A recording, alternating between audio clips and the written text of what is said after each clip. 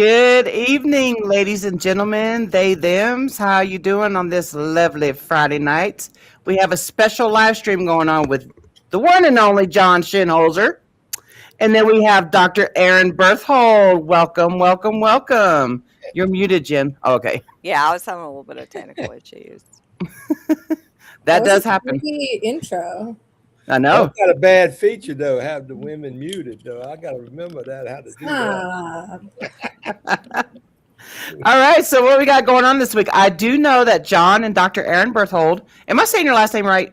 Yeah, actually, Okay. you are. Okay. I know that you guys attended like an addiction type summit thing in Virginia. Yeah, it's the annual. What do they call the Virginia Association of Addiction Professionals? They do a every summer. They do a summit where it's a 4-day conference. Anybody in Virginia, addiction professional, peer support service providers, you got to get a bunch of continuing education units. So this is a place they can come and probably get all they want for the year there. So it's an awesome event. They've been hosting it for like 20 years, maybe longer.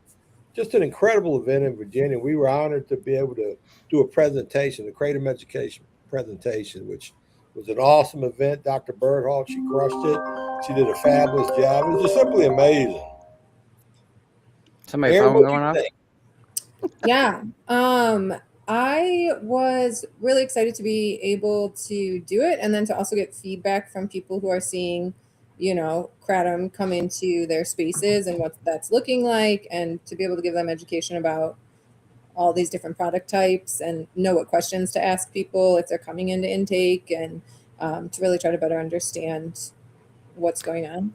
You know what? So the people who don't know who you are, Dr. Erin, can you give us a background about what you do in this space? Yeah, so I got my PhD at UF, University of Florida, with Chris McCurdy and Abhishek Sharma. Those were my PIs. And my dissertation actually focused on cannabis and kratom interactions for substance use disorder treatment in preclinical models of addiction. And now I consult kind of throughout different industries. So it's not kratom only, but where I am working in kratom, it's either getting more safety information, working on studies to try to kind of build up our safety dossier for kratom leaf specifically. And then also to, advocate for responsible adult use, which is how I think kratom should be regulated. And just trying to share, I think one of the difficult things is in the space that I've worked in kratom. So I started school in 2018. Everything's changed, right? Mhm. I mean, even in that short amount of time. And so I think it's really difficult sometimes, especially when, trying to convey what we know now. It's different than what we knew 2 years ago, and how quickly that's moving. I don't think there's a lot of spaces where the science is moving that quickly, and we're building up like the evidence so quickly. So it's like, I've got my alerts, and a couple times a week I get an alert about a new study or something that's come out, and trying to stay on top of that and to be able to continue to communicate that. How many studies do you think they've done so far on kratom and peer reviewed? Or do you know? Between 2,000 and 3,000, probably, maybe like 2,000. Over 2,000. 2,000 to 3,000. And So I could, hundreds of peer reviewed. yeah. I always say when I'm testifying, or well, not really, but whenever I talk about it, I'll say that there's over 1,000 studies. So I can say 2,000, over 2,000, 3,000.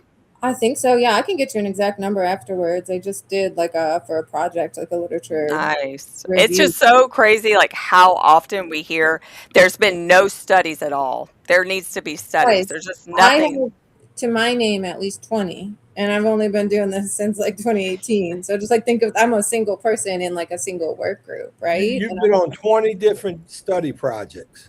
I have 20 different kratom peer-reviewed publications. That's awesome, man. That's great. Yeah, I mean, we work too. We were workhorses down at UF, and they keep Yeah. pumping them out. Yeah, that press conference today did say there were no studies. Yeah. Yeah, right. And that's what you hear. And then so it's like people don't think, and that was what this event was about, just showing them like, hey, most of these are from 2024, 2025, 2026.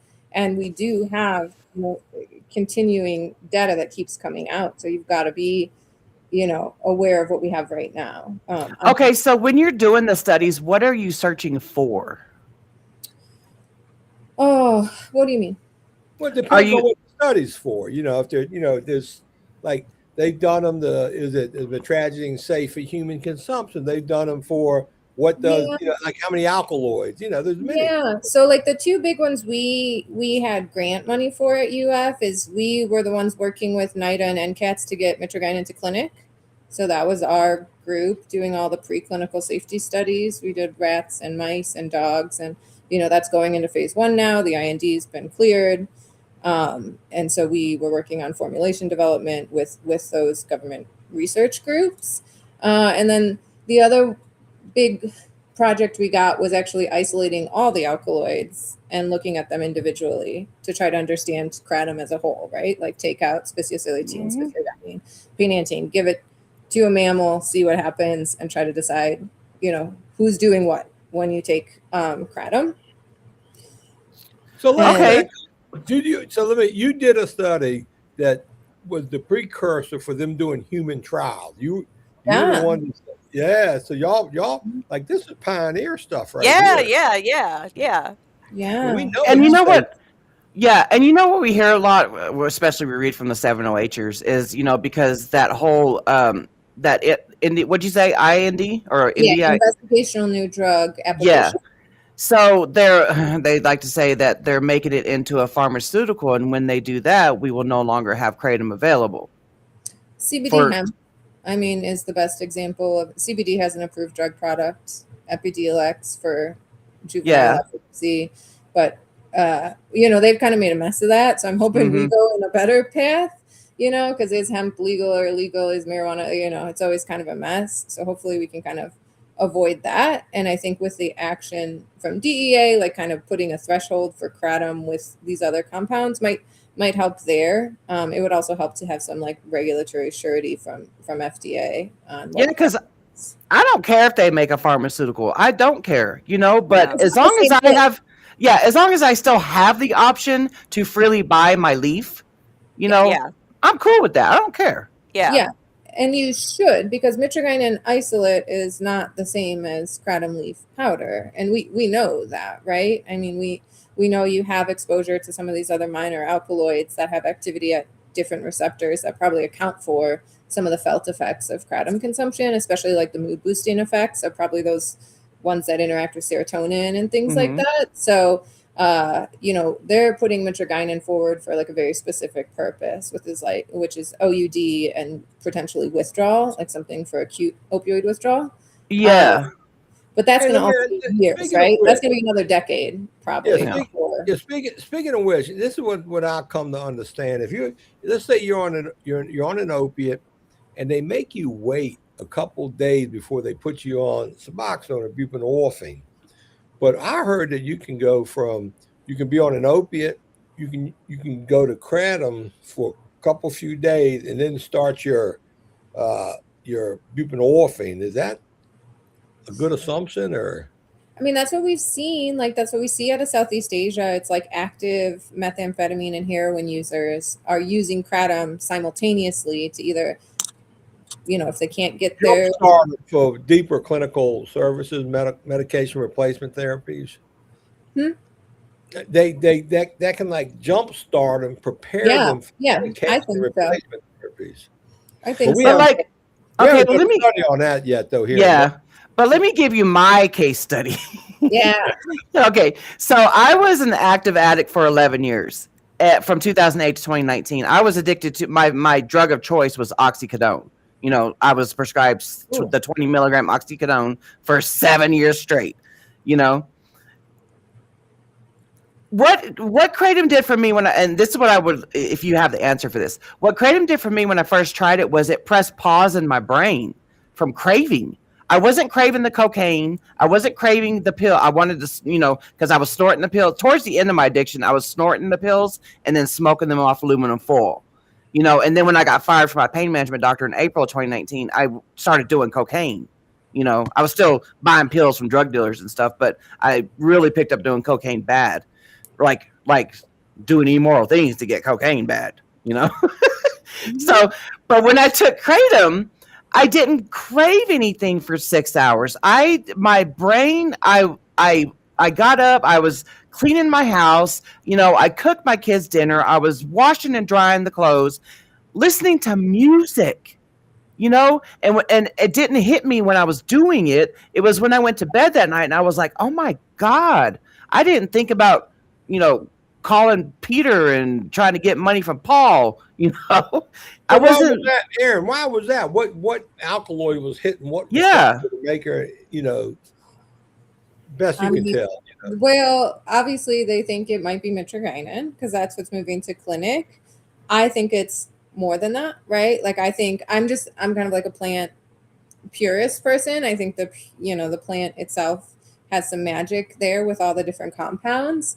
So that's like what I would love to see is some sort of, like standardized product where we have certain values that we know these alkaloids should be at these amounts. But yeah, I think it would be a complex interplay. I don't think there's one compound that was doing that for you, unfortunately. Well, I I mean, love the plant. fortunately for you, but unfortunately for science, right? Because Yeah. pharma, what they like is one compound. They like to approve Yeah. a drug that's a single compound.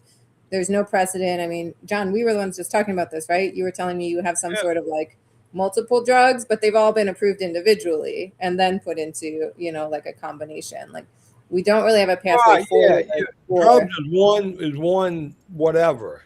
Yeah, we don't have a pathway yet, which I would love to develop for some sort of complex, botanical inspired thing that's multiple compounds. But the reason is it just makes safety so hard to figure out because you have to do individual safety studies on each of those compounds to say the whole thing is safe.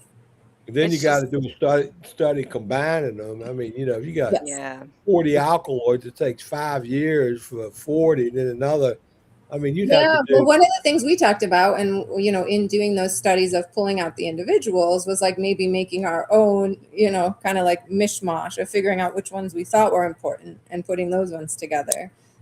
Like doing your own blends. Exactly. Yeah. That's why America needs a plant pathway. Yeah. Yeah. I know it's got something. I don't know what it's called, but to me, it's not very either. It's not very well known. It's not protected, I don't think. But plants were here long before FDA medications, and I take some FDA blood pressure pills, and obviously, if you've had operations, you've done FDA meds before. So I'm not at all knocking FDA, but that can't be the end all cure all for everything, especially knowing we had plants for century after century after century. But I think America, they need some sort of plant pathway for consumers, adult consumers, to make decisions. Yeah, and I think the problem is, in the grand scheme of things, we're a very young nation, right? I mean, we're talking about Eastern medicine is essentially what we're talking about, which is where all these come from. And a lot of those places have dedicated, they believe in plants as medicines or herbs as medicines because they've just been around longer. I don't think we've existed as a nation long enough to kind of. You got a plant book. It must be that thick. And that's just one volume of maybe a dozen volumes. But, plant doctors, I'm sure they got them. But I did want to mention something as we get into this hour. I was amazed at that conference we went to. And we set up a American veteran, kratom table, advocating, trying to educate people. We had great information packs and, good documented stuff. But you got to realize we're in a room of the peer support specialists, the counselors, the Suboxone clinics, and they're walking around looking at us, eyeballing us. It's almost as if we were the fentanyl salesman in the room. Right. Yeah. Yeah. Nothing. We just want to educate people. Right. And Erin kind of witnessed this. There was some pushback from some people that weren't even there. They got on the committee's butt, like demanding they cancel that thing, right? Don't you dare let them educate anybody. They come from the devil. And they got that committee so worried, they felt like there was going to be some disruptors show up. They had city police outside our door. Outside of me speaking. Can you imagine? Yeah, I took a picture of it. I got the photograph. Yeah, you showed me. And I even asked them, what are y'all here for? Y'all planning on some disruptors? Some disruptors? They said, we're just making sure. But here's how it ended. Before we had our presentation, we were there for 3 days. On day 3, we had our presentation. But there was a big buzz in the whole conference. That was the talk of the conference, that Kratom education session. And they were worried they were going to have not enough seats because it looked like everybody wanted to attend that session. And they did have another session, got canceled. I'm assuming because they didn't show up or there weren't enough people. So we ended up getting a room twice the size. So everybody that wanted to be there, they were there. And I counted 105 people in that room when Erin started talking. And the miracle is at the end, we did a post evaluation. We had 68 people did a post. And these are the counselors, the therapists, the peer support specialists, the treatment center owners. And 90% of them, they were all really good. 90% was just fabulous right down the line. We loved the training. We loved Dr. Erin. We loved the information. We did not know that there was a difference between the plant and 7-OH and chemicals. And and it should absolutely, 90%, overwhelming, absolutely should remain legal in the marketplace for 21 and older, which I thought was that was very important. But they wanted more, and some of them wrote on it. We'd like to have more training, more education. So, and then the committee reached back out to me, and they said, John, we think that was the fan favorite of all the outbreak sessions, maybe of the whole conference. And they were talking to us on how we could organize, a more regular Kratom education type, event. So this was just an amazing event. And Erin, we couldn't have done that without you, because Erin shows up with a 140 slide PowerPoint. Oh, gee. She was breaking down the pharmacology. There were some comments that were like too many big words. Well, you used big words, too sciencey, but still, they got it. We were able to reach peers and counselors, and they understood it. They got it. They know the basic fundamentals, and they're not living in fear. Mm-hmm. They don't feel like they're demonized or stigmatized for getting knowledge, and that's so important. So that's so important right now. Education just alone, with all this misinformation going around, that's all you see on social media. That's all you see in the news headlines. That's all you see. So it's and they're not even talking about kratom. They're exactly talking about synthetics, more dangerous adulterated products. And they were glad to hear that. Look, we know the plant itself, if that's all you're taking, if you're taking it for the purpose to get high, you're going to have a problem, because you will develop a dependence. You'll want more. And the next thing you know, you're going to develop some withdrawal, symptoms, and it's not good. So they understood that too. So it was good all the way around. I tried to get high on kratom when I was very new into my journey with kratom. I used to take 5 teaspoons 5 times a day. I still never achieved that head high that oxys used to give me. No, I did not get high, and I got sick. Yeah, I got sick. What's the deal there? Erin, what's the deal with that? Can you get high on the stuff or what? I mean, I think the extracts for sure, right? The leaf itself has self-limiting, because you can't, to Jen's point, you're going to vomit or just be sick to your stomach way before you're ever going to get to any sort of head high. I mean, that's one of the things I always say. It's like, there's a lot better drugs out there than ketamine. Right. I don't know. Yeah. If that's what you're trying to use, to get high. Well, there's a ceiling effect. A lot of different directions. Like there's a ceiling effect. Yeah, absolutely, and it's mostly driven by the fact that too much, you'll probably vomit. If you try and get past that ceiling effect, you are going to be miserable. That's a kratom overdose. Yeah. What is it? It's a partial agonist. It hits the mu-opioid receptor, but it doesn't cross over it like a full opiate would. It doesn't bind in the same spot, is what partial agonism means. Like full agonists bind in a certain pocket on a receptor, and they cause the full effects of that receptor to happen. And by full effects, I mean what we've decided are the full effects of a receptor being activated. Because when a receptor gets activated, it's basically like the first link in dominoes, right? You knock one down and then they go tick, tick, tick, tick, tick. Yeah. And so mitragynine hits and doesn't really has a G protein bias, which means it kind of like pushes effects towards the other way, or towards a different way, which is why, why you're not seeing like the respiratory depression, why you're not seeing as much analgesia, right? Like you get some, but it's not as good as, your traditional painkiller, I guess we could call it. And that's why you don't, get the euphoria. The way that I like to describe the activation part is it's like, so kratom is like goes on there. It's like a dimmer switch. Kratom just goes up there and just hangs out. It's got its little legs just, swinging in the air. It's not going to bind. It's not going to jump into it or anything like that. It's just a little dimmer. Now there must be a craving reducing alkaloid in it, because a lot of people, I've noticed a lot of alcoholics, they stop drinking, they take kratom, meth heads do it, so it seems to be a gamut of products. So is there an alkaloid that hits on that makes you want to reduce cravings? The only one we know opioid specific is quinantidine is an antagonist at the opioid receptor. But now that we have human clinical like pharmacokinetic data, we're not seeing a lot of that systemically. That doesn't mean it's not there. That doesn't mean it's not acting. It's just that it's not quantifiable.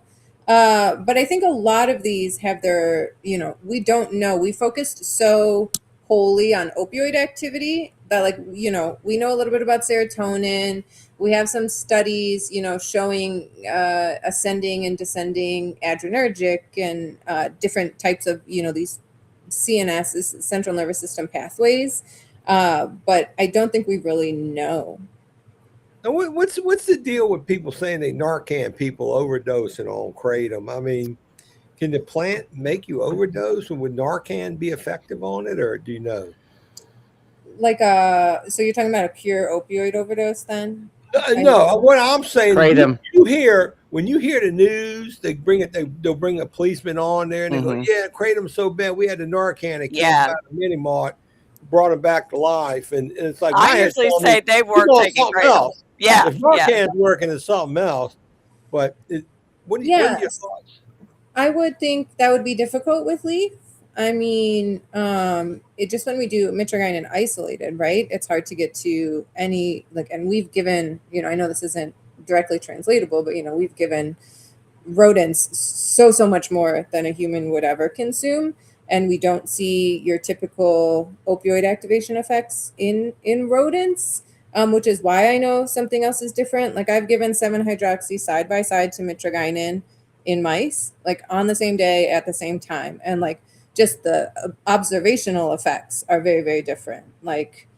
7-hydroxy is acting like an opioid. They've got their little tails over like scorpions. It's called straw tail, and they're marching. They're hyperactive because how opioids really kind of give you that hyperactivity. And then with mitragynine, even so, what was the dose there? 5 times higher dose, 356 milligrams per kilogram in a mouse. They're just kind of sleepy. You're just giving them a lot, but you don't see any of that. No tail flipping, no nothing that is oh yeah, those mu opioid receptors are activated. So it's difficult to say, but I think because we know Narcan's so selective, I would just assume that person was taking 7-hydroxy or MGPI or something that we know is a much more potent mu opioid receptor agonist. Okay, so I have a question for you. Okay, is it actually possible to take enough pure leaf kratom to get a 10 or 15 milligram of 7-OH? Oh, what a weird question. Yeah, I've heard this one. Okay, so the limit we have. You start with trace amounts of 7-OH in a leaf. Right. Sure. So if we're going dose by dose and leaf has none, then no. But I'm assuming you're talking more about your body producing it as a metabolite, right? Okay. Yeah, so say like I took 1 ounce of kratom in one sitting. What would that convert to into 7-OH in my body? Do you know that? Yeah, I could do the math for you. So what we're seeing in humans is 15 to 25% exposure ratio for 7-hydroxy to mitragynine. So if you have 100 milligrams per liter, I mean, that's a huge amount. Sorry, 100 nanograms per mil, because you would never have that much. of mitragynine just kind of floating around your body, then you'll have like 15 to 25 of 7-hydroxymitragynine. And that's like very crude because these are also over time. So that would be like Right. the entire time you have it. Yeah, in how your much body. leaf would that be somebody would have to put in their body? Like Yeah, gallon bucket, 10-gallon bucket? a tree.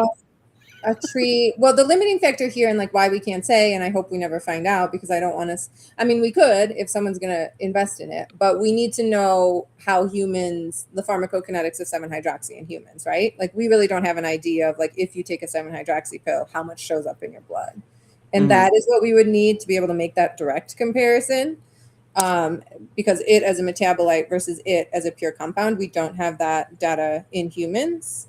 We have it in dogs, which is like a good, kind of, I guess, the best we have is we've given a dog 7-hydroxy and we've given a dog, but we've only given a dog pure mitragynine. So I guess that's also not a perfect match. So it's not something that's easy to say. I can say it's just not that simple. Like whenever you try to hear someone say, oh, you're making 20% in your body, Yeah.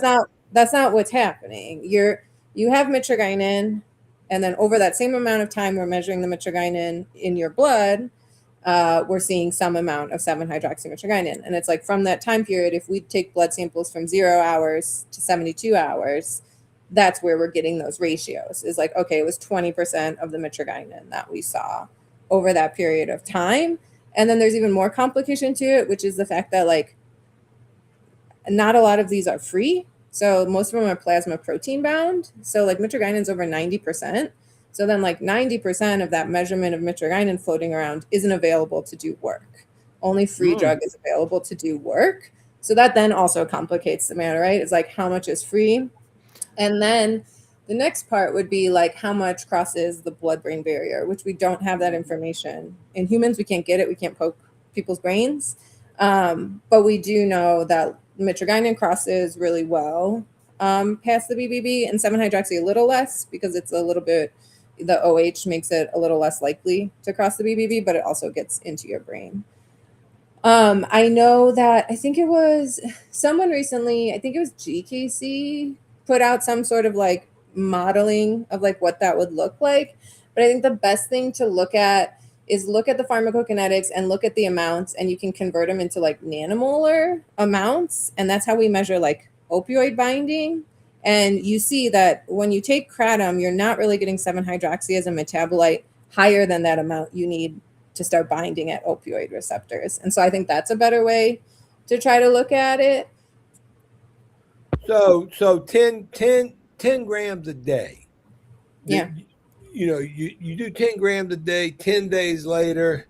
I mean, what's the most 708 or I mean, gram in, gram out? Gram in, gram out. I mean, can it build up over time? No, we actually don't see that, which is interesting. Mitragynine accumulates. We aren't really seeing 7-hydroxy accumulate. That could be an artifact of the fact that the 7-hydroxy concentrations are so low that after a certain time period, they go under the detection limit, right? So it's like we see 7-hydroxy from 0 to 8 hours, but that's just because it went under 1 nanogram per mil, which is like the detection limit, as opposed to mitragynine, which stays above the detection limit from 0 to 72 hours. But yeah, I think the better thing to look at there is how much, like what's the actual Cmax, so the maximum concentration of 7-hydroxy that a human can have after they consume kratom, and is that above 7-hydroxy's binding affinity at the mu opioid receptor? Because if it's not, and you're not going to have enough free 7-hydroxy to do anything, which I think, I'm not sure about the highest dose in the FDA study, but I know that the clinicals where they went up to 4 grams, it would be like right on the borderline of like our lowest binding affinity, which is like 7 nanomolar. So you're not really getting amounts that should be able to be doing a lot of work in your body. I think they did 12 grams at the highest level. They did, and I can't remember what their 7-hydroxy was at that level in nanomolars. So I don't even know what the heck nanomolars are. Yeah, it's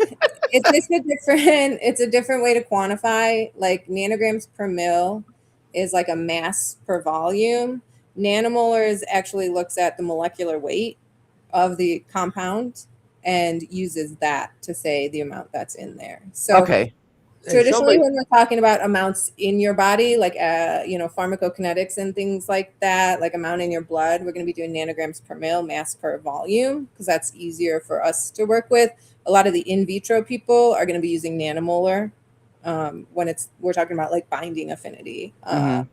So somebody mentioned liver just a minute ago. So what does leaf do to your liver? What does leaf do to your liver? I mean, like the conversion of 7-OH and how that pharmacologically different than the actual 7-O or 7, yeah. Yeah, well, I think what we found interestingly clinically when we did the clinical drug-drug interaction study is that the intestinal metabolism of kratom alkaloids is actually really important because they're CYP3A4 dependent for their metabolism and your gut. So all your intestines have a bunch of CYP3A4 because in that drug-drug interaction study, we saw some interaction with CYP3A4 probe drug and kratom leaf at 2 grams. But it didn't seem to be like a liver reaction or a liver interaction because the half-life didn't change. So there's something going on in your gut. If you're taking drugs that are metabolized by CYP3A4 and you're taking kratom.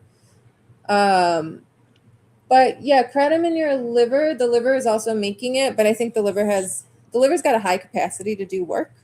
So a lot of times when we get these, and that's like, I would caution people when you look at an in vitro study that says, like, especially for kratom alkaloids, like all of our in vitro work told us that there was going to be major cytochrome P452D6 interactions, which is the liver enzyme that metabolizes a lot of drugs, like most drugs, I would say.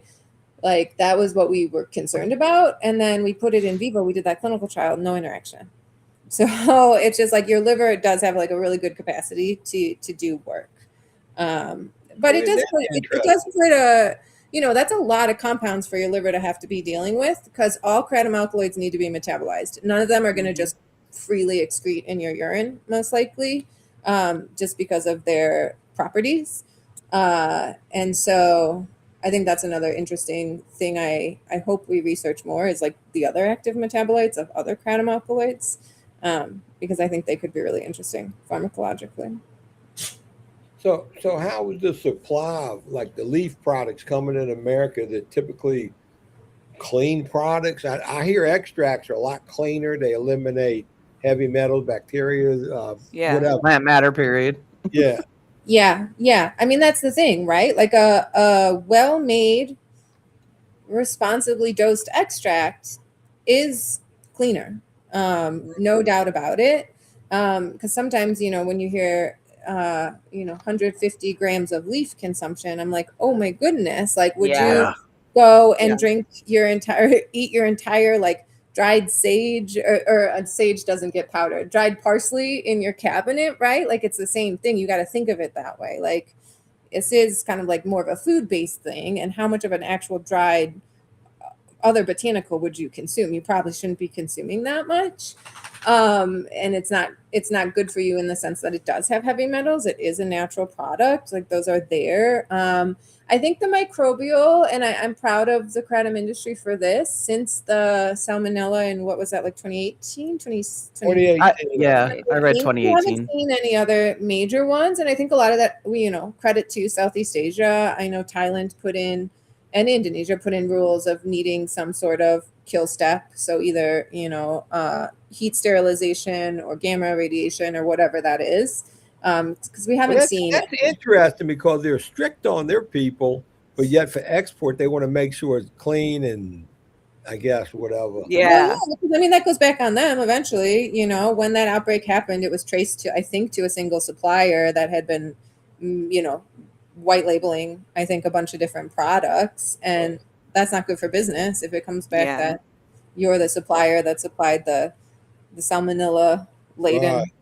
Right. So these 7-OH products that are on the market right now, like when somebody consumes those, and I mean, that's, keep in mind, I know that there's other things in those products. Some of them we don't even know. But I mean, is that pretty much converted through your liver as well? The same way as like metrageny?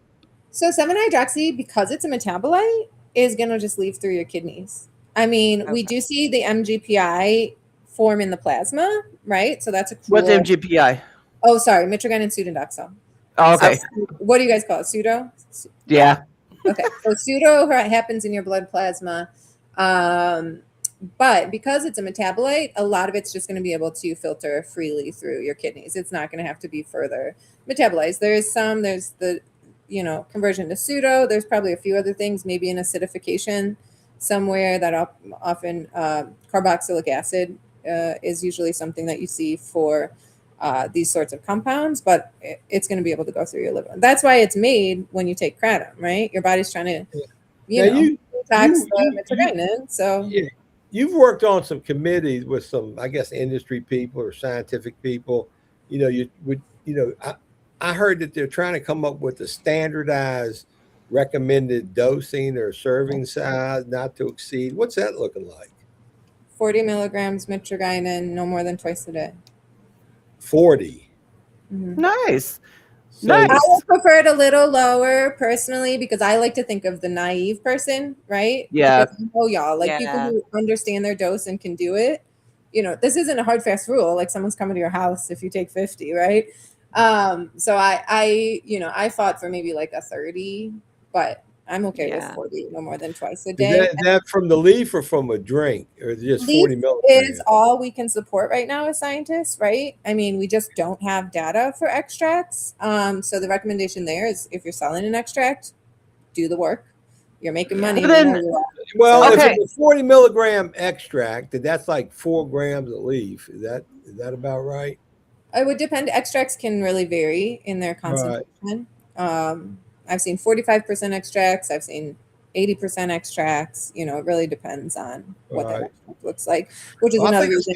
Standardized would be good. Yeah. Both leaf and extract. I would love if we could add that into some bills because I don't know who it hurts, right? Like, no, people can take as much as they want. Like, there's no one's actually, it's just giving education to those people who don't know, how much maybe you should take. Well, and if it's standardized like across the board, I can't tell you how many hearings we've been in where they're like, there's no recommended amount. There's nobody knows exactly how much they should or shouldn't be taking. And that's why a pharmacist needs to prescribe I think all GMP products do have a serving size, not to exceed, but they're not all the same. Some are higher, some are lower. And but if it was like a standard all the way across the board, that I feel like would be a huge deal.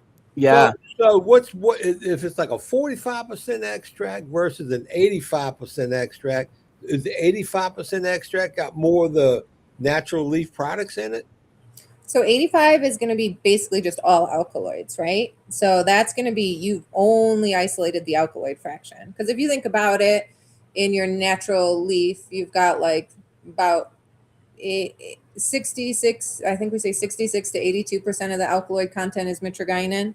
So if you're purifying up to like 80% mitragynine, then the rest of the 20% is going to be those other alkaloids. And you basically have like 100% alkaloid fraction extract.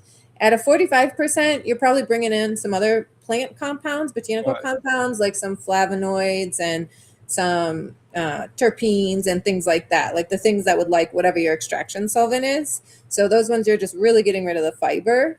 The concern when you start to get more and more purified in terms of alkaloids is that you're going to start messing with that natural balance. Yeah. Mm-hmm. So what would 40 milligrams of, what would you say? 40 milligrams? Mitragynine. Okay, so twice a day. Okay, so what would 40 milligrams of mitragynine translate to into people like me that I just take a teaspoon once, 1 teaspoon once a day. So that would, if I put that on a scale, it might be 2 grams of leaf powder. I think it's about 2 grams. If we're saying 1%, sorry, I'm pulling up my calculator.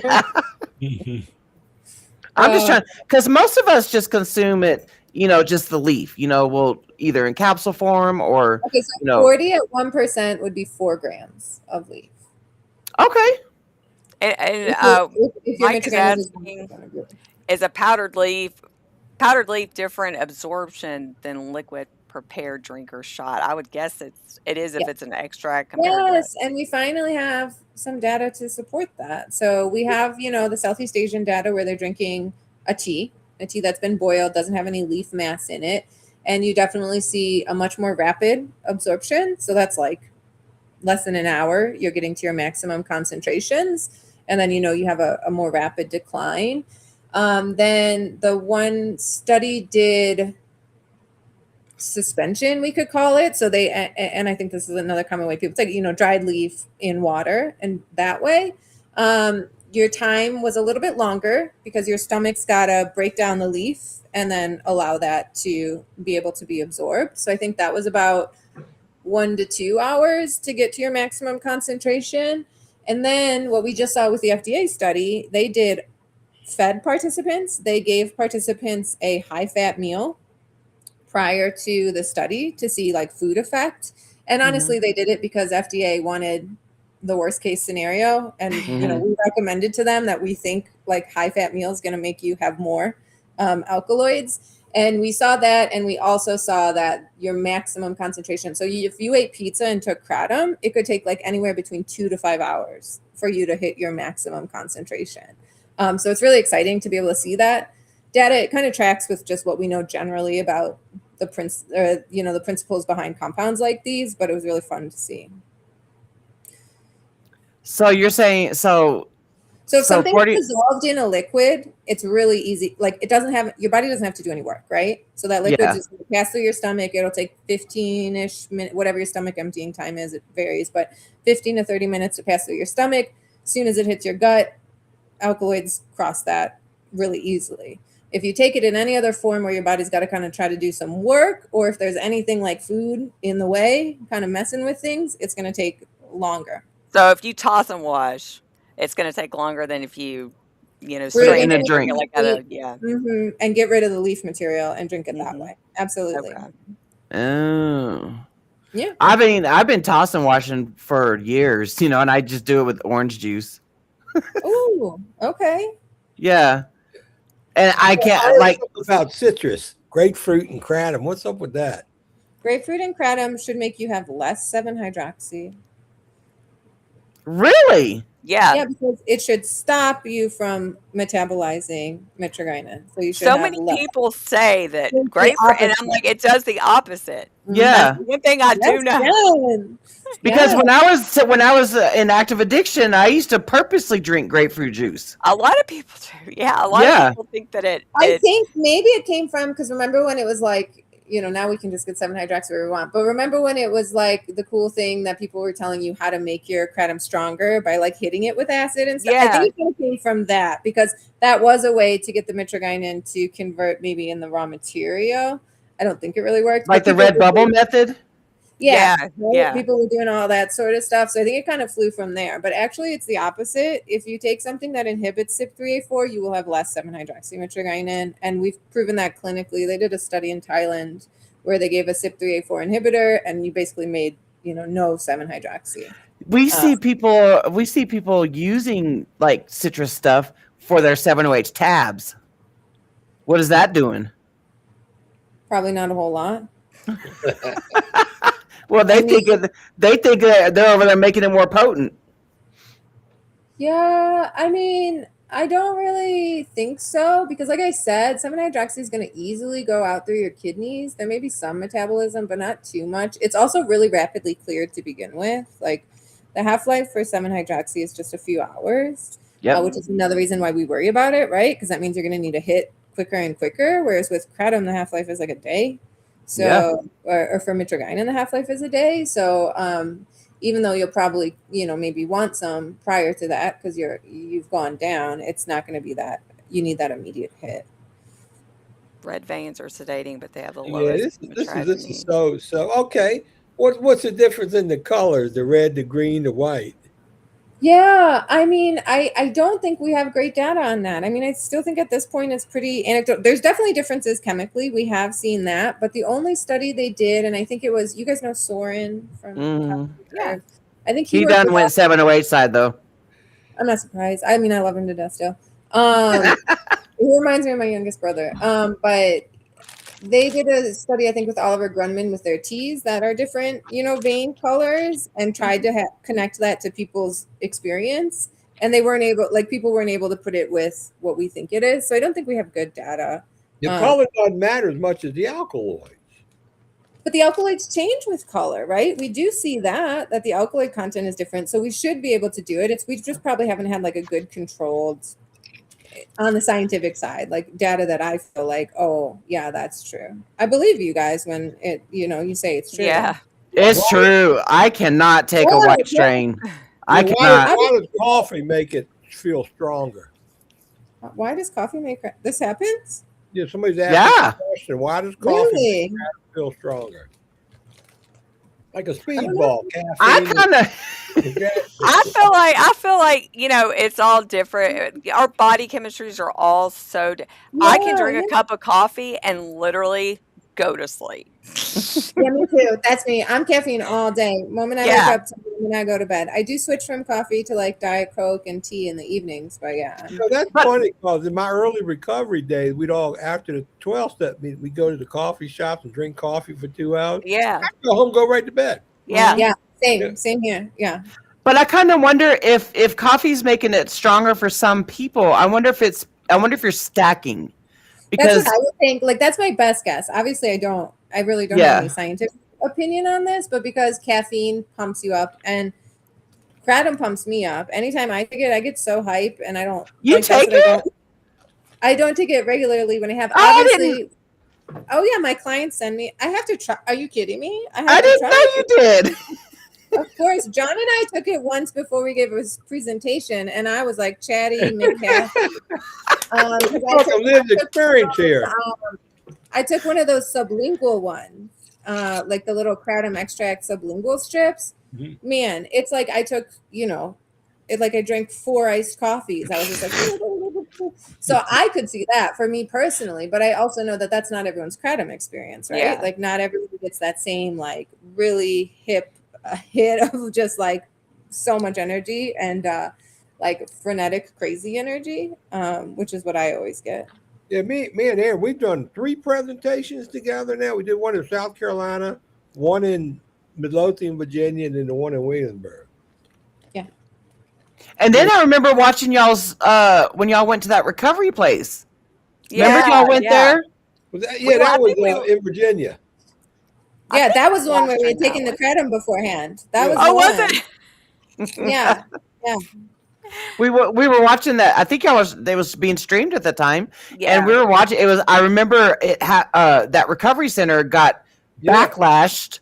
Oh yeah, and blacklisted for having you guys there or even talking about kratom. The rhetoric is crazy out there right now. It's just so sad. It's hard, but when I started the presentation the other day, like my argument to them was whether it's banned or legal, it's here. So you need education. Like people are going to take it regardless of your personal feelings. Like we should never be pushing education away. It exists. It's in these spaces. You're going to see it. So let me give you some information about it so you don't feel, so taken aback. Who wouldn't want to learn more about something? If you're interacting and you're dealing with so many people and you're trying to help them, like who would turn down education? Let's say you're a devout Baptist. That Baptists don't want you learning about other religions. Yeah. No, but I mean, I'm too curious. I'd be like, and I would ask probably a million questions I'm just too curious of a person to just be like, I don't want to learn anything about it.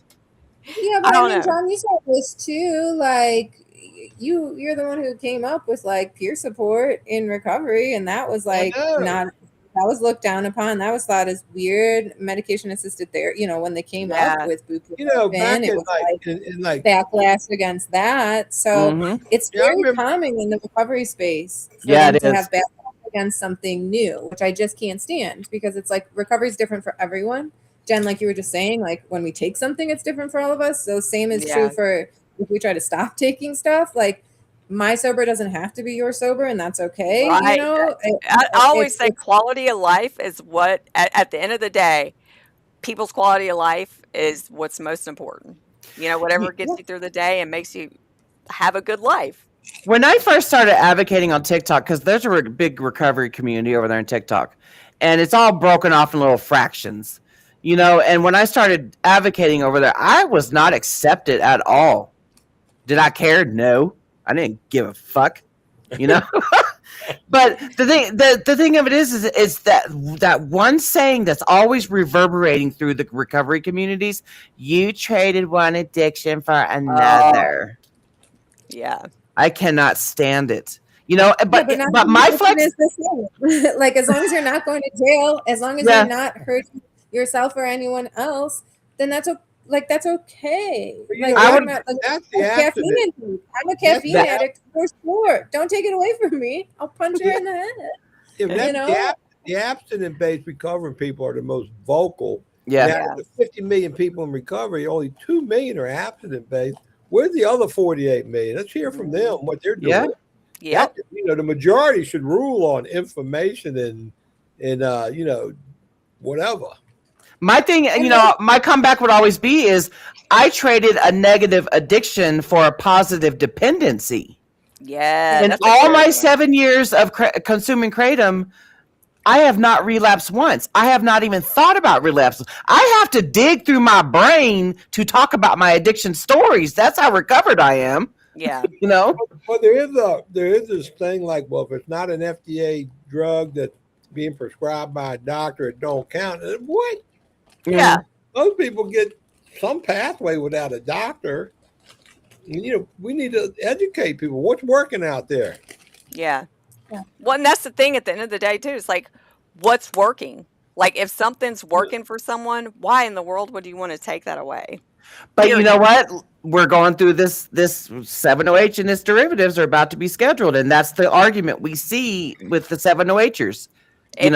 If something is on the, well, I have a lot to say about that. Like, first of all, if the 7OH products would have been put on the market the right way, then it would be a completely different story with them. I don't give a shit what people put in their body, but like I said, when they marketed as a kratom product and sold it as a kratom product, y'all came in my house trying to take my stuff because now kratom's in danger of being banned everywhere because it's causing so much. Yeah. Like, I'm going to fight back. I'm not going to let you come in my house and take my shit. I'm going to fight back, Yeah.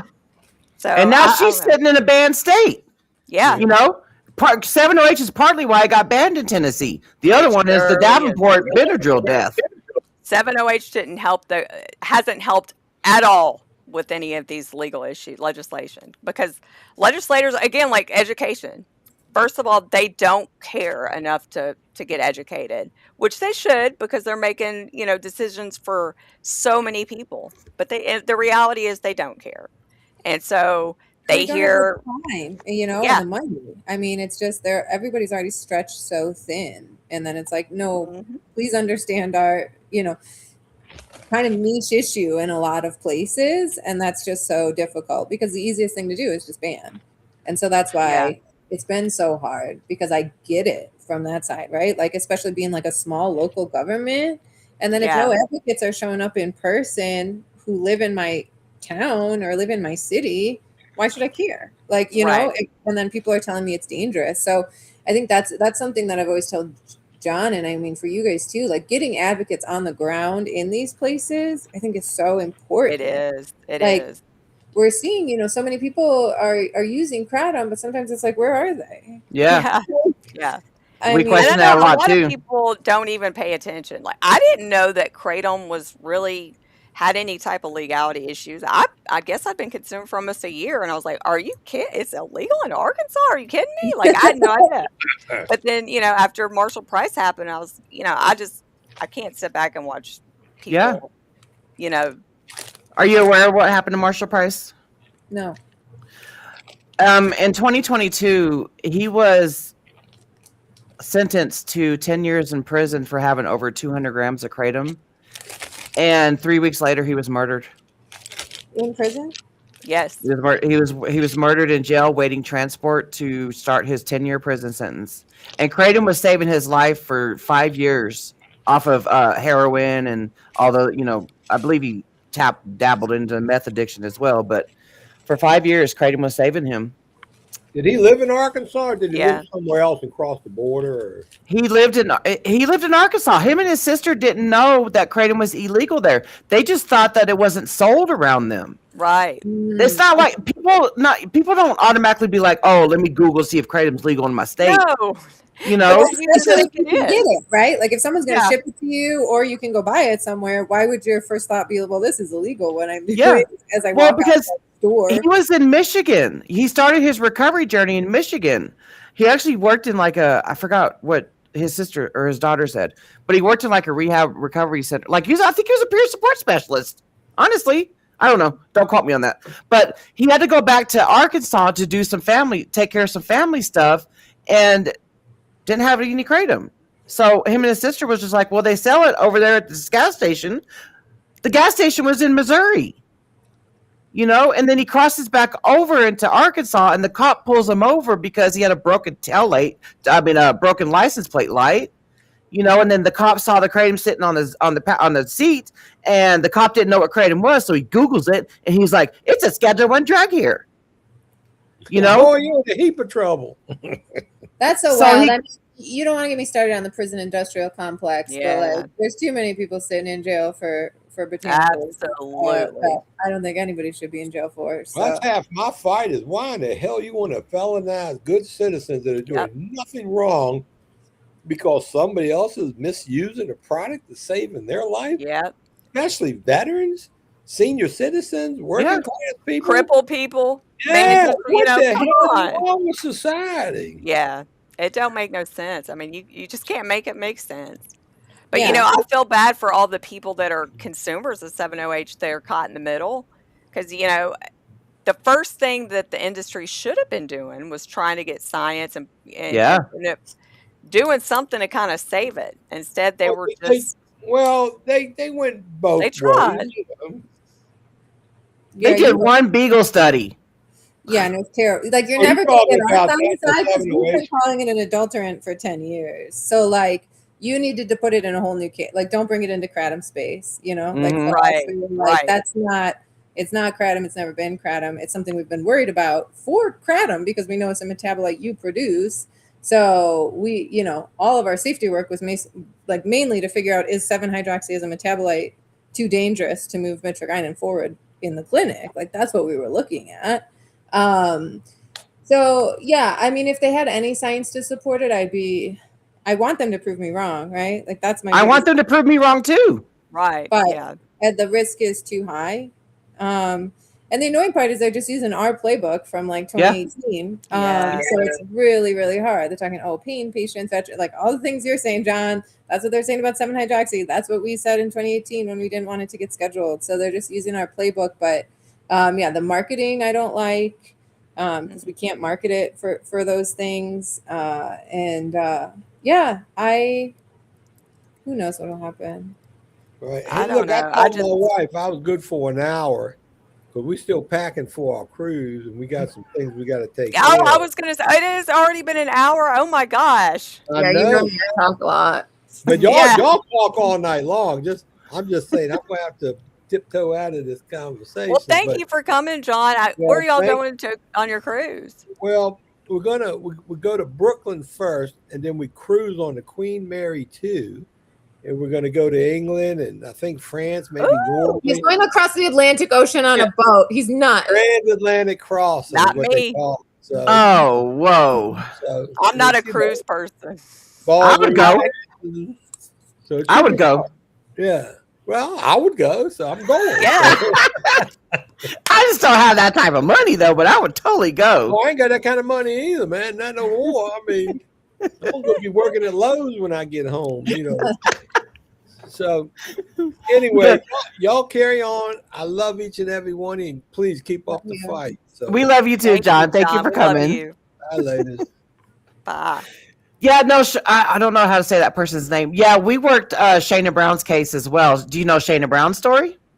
I don't know. You have to remind me.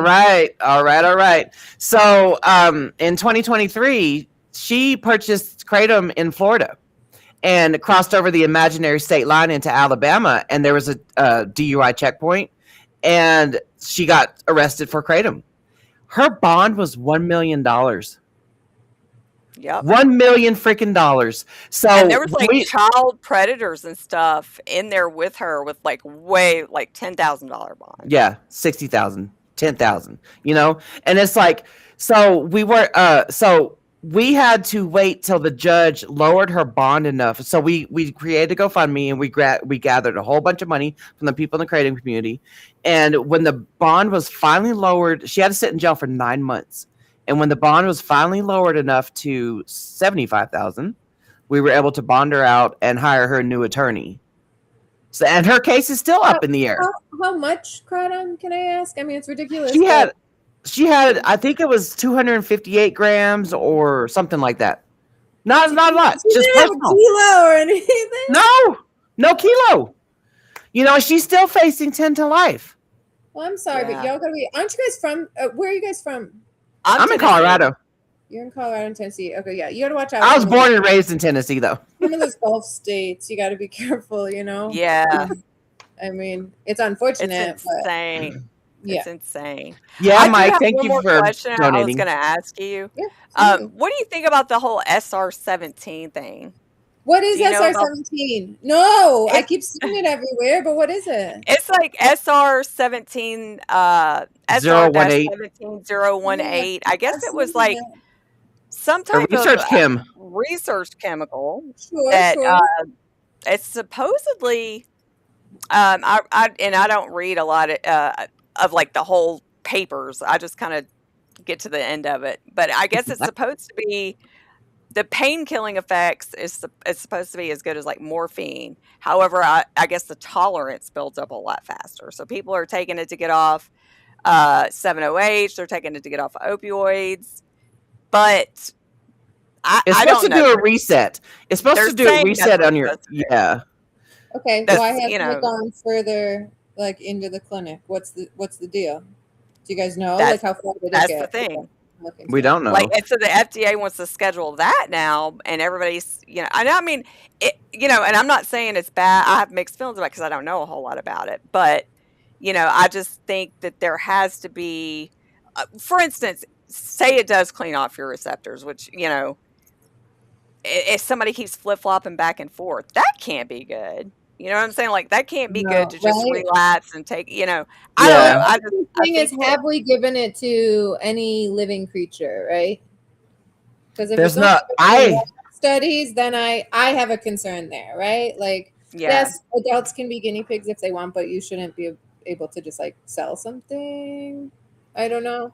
It's about to be banned. It's about to be banned too. 7-OH, MGM-15, MGM-16, pseudoindoxil, tianeptine, and SR-17. They're all about to be banned. Yeah, I don't agree with the Schedule 1. That bothers me. I don't either. No. I've never agreed with the Schedule 1. I don't think Schedule 1's silly. And then also we're pulling everything out of Schedule 1. What's even going to be left there in the next 5 years? And there are some really potential promises with like mitragynine and pseudoindoxil, because I don't think it crosses the blood-brain barrier. We haven't seen it cross in animals, and based on its shape, it probably doesn't. So if you have a compound like that, then you might not see the CNS effects, but it could be good for peripheral pain. So I know there's a research group, I think at St. Louis University, like looking into that. It, pseudoindoxil itself, and then some of its analogs as potential. And that's not in the leaf at all, right? The pseudoindoxil. No. Okay. And so then that's the question too. And I do struggle there, because I don't know that I love that we just like make compounds and sell them to people. Right. Without, any safety data. Like mitragynine and pseudoindoxil, we maybe have a few rodent studies, but other than that, the humans are the guinea pigs. Which I guess if you're like an educated consenting adult, I'm good with it. Yeah. But like just having it available and not having that education for people who don't know what it is, that to me is That's where 7-OH also messed up. I like to say that what they did was they ripped pages out of the Oxycontin playbook in the 1990s. They ripped they start off with the free sample. There was no informed consent. We shouldn't be free sampling opioids, like that just makes me feel a little icky. And I struggle sometimes because, I got into kratom because I lost a loved one to a heroin overdose over a decade ago. And so when I knew I was going to go back to school, I was like, I want to do something that I can bring my lived experience with like addicts and addiction and be able to like bring a new perspective, you know, to these, you know, kind of like highly educated spaces where like maybe these people haven't seen someone overdose, but I have. So I think that'll inform the way that I research and look at things differently. And in doing that and now seeing how the industry changes, it concerns me because it's like the education isn't there. And so this plant that I got into looking at to, you know, help with the opioid crisis, I feel like at some point these derivatives could be helping to fuel it, and it makes me want to cry. I call them the molested molecules. They molested the molecules. They raped kratom.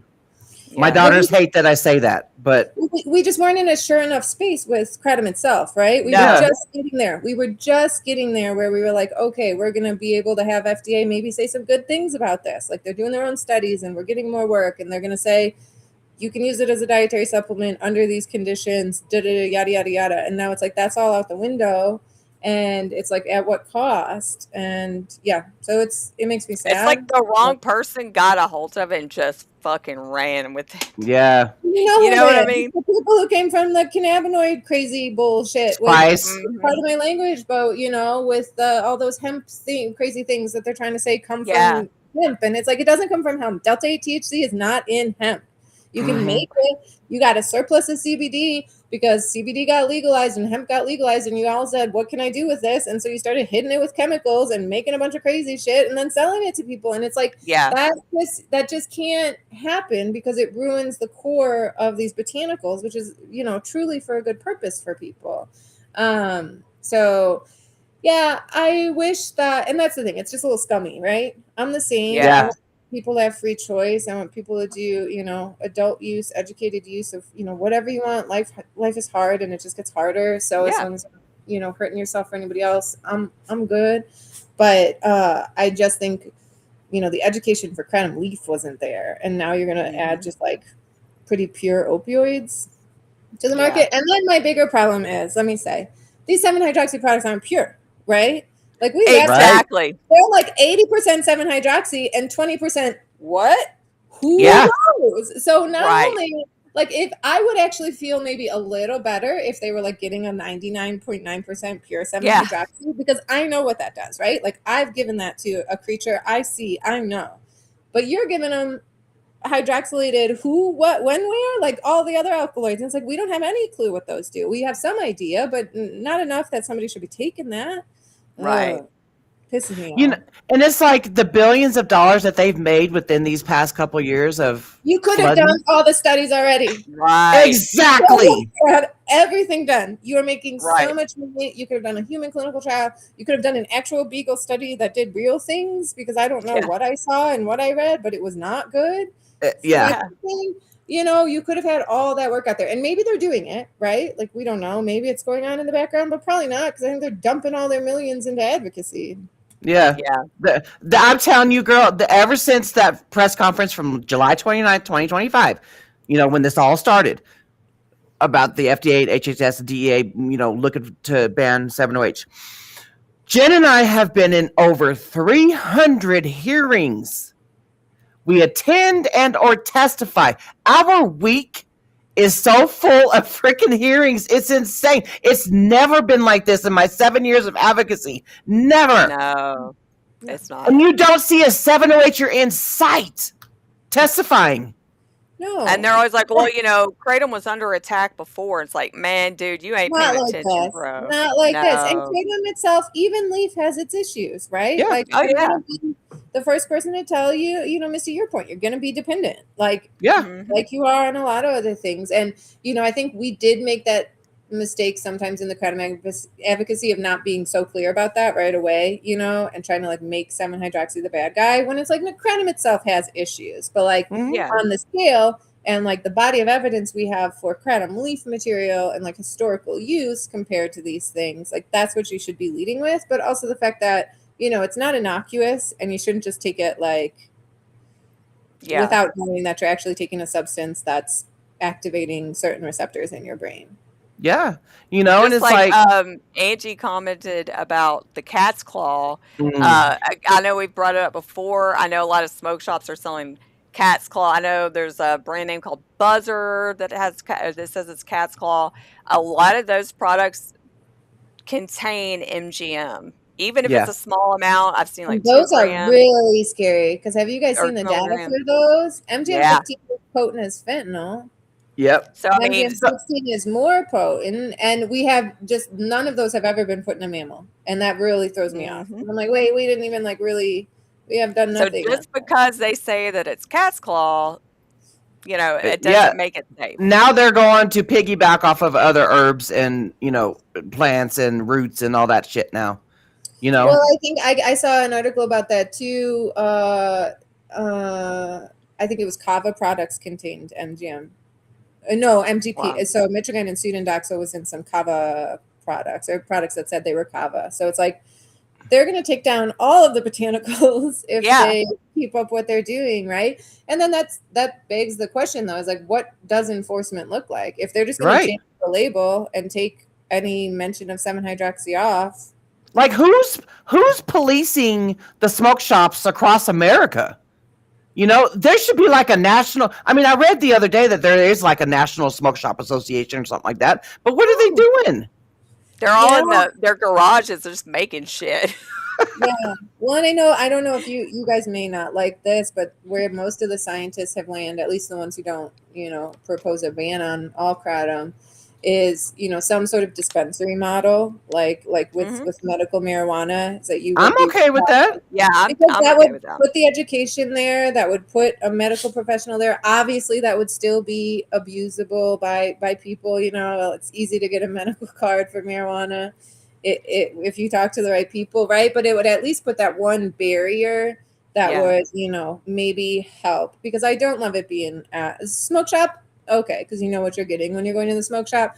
But like convenience store, things like that, like those people have, you don't know what. Yeah, like you're walking in, you're getting it. You can ask questions. There's people that are knowledgeable about it. It's not just medications. Yeah, give me 20 on pump 5 and this shit that's in a, it's like grab this right here. Exactly. Yeah. So that's what I would love to see, is some sort of dispensary, pre-approval model for kratom. But I mean, I do also I do understand. I have mixed feelings about the whole, gas station. I mean, there's desperate times call for desperate measures type of thing, and so I don't know, but if worse came to worse and that was the only, I would totally be down. Like, yeah, I'm totally good with that. Yeah. And I started my journey from a smoke shop, because I watched that documentary Leaf of Faith, and the next day I went to the smoke shop, and that's how I started. And it's like that right there is what saved me. And so I get what like at the symposium we went to, I get Dr. Nora Volkow, talking about how it needs to stay available, because I can see someone who's trapped in like illicit fentanyl addiction, or even now someone who's trapped in gonna be illicit 7-OH addiction, going in there and buying some kratom or a full spectrum extract. This is what we're seeing on our side, Dr. Erin, is the people that are addicted to 7-OH, what they're doing is they're taking a full spectrum kratom extract. They'll take that for the first 3, 4, 5 days, and then they'll transition onto the powder. And if they just want to be completely done, they're just tapering off the powder. They have to kind of like work backwards now. Okay. Yeah. And it's like, what are you doing? Yeah. And I always tell people, I'm like, if Leaf can't get the job done for you, and not this specific case, because I agree with like intravenous fentanyl or, analogs, you may need to go for like a higher powered extract. And that's why I wouldn't want to not have those available to people. There's definitely a place for extracts. For sure. But like, if Leaf can't get the job done, then kratom's probably just not right for you. Right? That's always what I tell people. Like, if you take 2 grams, it's not for Leaf, everybody. yeah, it may be like our brains are all different. Our brain chemistry is all different. So if you can take a moderate dose and you feel nothing, probably just move on. Look for something else. We were talking about it earlier. If you're chasing a high or something, you're gonna have to take more and more and more and more and more of this stuff. And that should be really a red flag. I think consumers is that if you can't take a moderate amount of something and get what you want, it's probably the right That's thing. like people talking about we need to watch for the kids and like my 14-year-old would never want to drink the green sludge I Kratom. can't even And get my if adult daughters to try it. they would be so disappointed that they did not even feel high from it. They would just be like, "This is awful." Like, no kids are doing that. But I mean, Yeah. we don't even see regular Kratom for sale. It's 708. In these hearings, in these hearings, they say that Kratom was pushed out and 708 was pushed in. Yeah. You know? And I think one of the things that it didn't shock me at this addiction conference, but talking to a lot of these peer recovery specialists and people who are actually seeing with like people with kratom addiction, there was a lot of 7-hydroxy, but there also was a lot of extracts, right? Yeah. And I think it's just the format that we sell them in. Like a little shooter is just so easy to drink too many of Yeah. them. So I think Yeah. we've always got to consider like form and format when we're talking about something that is, has potential for misuse. But you guys would have loved it because most of the crowd, I'm talking about Leaf like the whole time, right? Because that's what we got good science for. At a certain point, people were like, what is Leaf? Like they didn't even know. Most of this like addiction space doesn't even know what Leaf is because that's not what they're seeing Right. people have problems with. So it was so one like heartening for me because we've been banging that drum for so long. Like Leaf is fine, but it just gave it so much more credence. And thankfully, John had one of like Christopher Dini's like bags with him Yeah. and passed it around the crowd. But it was just shocking that they were all And they're like, probably like, "Oh wow, this is just they were ground like, up no one Leaf." we know is taking, like no one who comes in, Yeah. no one who has to, come into intake is using this. And so that was like, I think there's a space there where we need to do a little bit more research of learning who, I don't discount that there's probably people having issues with not 7OH only, but also kratom Right. and, Right. some of these more concentrated products. But these are not the people who self-select into our surveys. All of our surveys are always Leaf users. It's always people who use responsibly. It's, people who are using it to better their lives. But there's got to be a big section of these people who are, taking some of these more concentrated or synthetic products that we just aren't counting in our work right now. So hopefully we'll figure out a way. I'm going to reach out to some of those people and try to see if we can get some sort of survey or something. And I think that would all be solved by serving sizes, honestly. Yeah. But Yeah, because in our advocacy, we saw, it was the liquid extracts first, then came the feel free, which Mike just put that on there. Yep. Now feel free and 7OH seem to be battling each other. Yeah. So, but we hardly ever hear about the other extracts anymore. It's just either feel free or all the 7OH crap. Yep. Yeah. Yeah. Well, we've been almost for an hour and a half. Did you want to? Does anybody have any last minute questions? I don't want to keep you for 2 hours, but we appreciate you coming on. It was good to meet you. Absolutely. No, the dog's getting hungry, so Yeah. she's staring at me. It's dinner time. Do you have any parting words? No, I just want to thank you guys so much. I appreciate it. And just you guys do so much work for the space and it's just so do you. appreciated. Yeah, so do you. I know, but you guys are out there doing, And now our worlds meet. Yeah, our worlds collide. Yeah, and always reach out. I love, talking to you guys and doing this stuff and really hearing about what's going on out there, Sometimes it's very isolating when you're on the science side of it. It's so academic. Let me tell you something. If you want to ever advocate, I know you've advocated before at a hearing. I think Jen Mercier got you there. If you ever want to do it with us virtually, let me know. Okay, cool. We could use it. I tell you what. Sounds great. Tell you what, because it's insane the crap that we're hearing. Yeah. All right. Well, thank y'all, everybody, for coming, and I guess we might see you tomorrow. Yeah, I don't know if we're doing our recap with Mac tomorrow or not, because I know that he's been busy all week. Busy. So I don't know if he's available or not tomorrow. So so just be on the lookout. All right. Bye, everybody. Bye. Oh, hold on a sec. Oh, she went hand left. Got it.